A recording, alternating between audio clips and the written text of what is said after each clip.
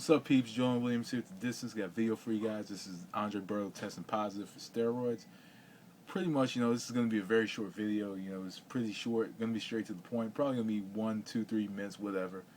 Um, Pretty much, Andre Berto tested positive for steroids today. I think it was like an A sample and B sample that he failed like both tests and had like a substance that started with an N, and I'm not going to try to pronounce and butcher the name of the substance that he got caught using. But just overall, he was rolling with the Balco guy. So really, to be honest with you knew he was going to test. Especially if you took a deep look into the Balco situation, like back in like 2003 when all the athletes like Shane Mosley, um, was and I think there's like an NFL player by the name of Ryan Fowler, and I kind of am aware of the name just because he played for the Cowboys for like a couple years. We're all caught in this scandal. I think Marion Jones was in it as well, which is so many athletes who were involved in the Balco scandal with Victor Conti, and I'm not too sure. You can't really quote me on the Marion Jones. I think she was involved in the Balco. Probably not. Who knows? That's a 50-50 anyway.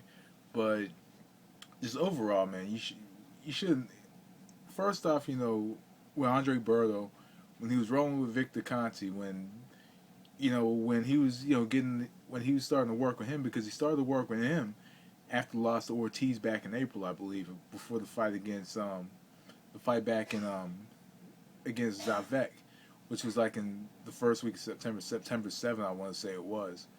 It was like a week. I want to say a week before the Mayweather Ortiz fight. It was for the IBF welterweight championship, and it was made apparent that Andre Berto was working with Victor Conti, and of course, just if your name is tainted with something like a Balco, more than likely you wouldn't want to, deal with somebody whose name is so involved in such a scandal like the Balco thing that took place a few years ago. And that's just, my opinion. I wouldn't, if it was something, if I was like around like an infamous figure like a Victor Conti, who now is on Twitter doing the CYA thing, covering his ass, and I'm saying he had nothing to do with it, this, that, and the third. But one thing I did notice with Berto was, he was big. He's big and bulky.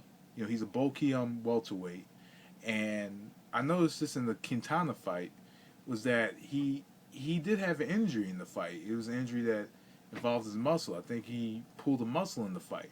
And a lot of those guys that use the steroids, and I noticed this because when I played ball in school, a lot of those guys that use the steroids, they tear easily.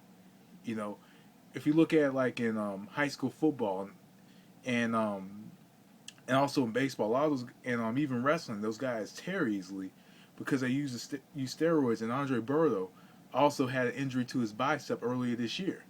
So, and I do think that there are athletes out there that take these kind of substances and don't know that they're taking them. But then there's some that knowingly take these kind of substances.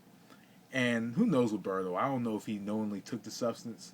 And because a lot of that stuff takes like 6 to 12 months to get out of the system from time to time. But just overall, man, it's a damn shame because the Berto Ortiz 2 fight, I was definitely anticipating the fight. It also had, had a very good undercard of Lucas Matisse and Humberto Soto. And I think there's another fight that was on the undercard. But just overall, man, it's a huge loss, for this summer's boxing. So anyway, let me know what you guys think. That was the distance. Thanks for watching. Peace.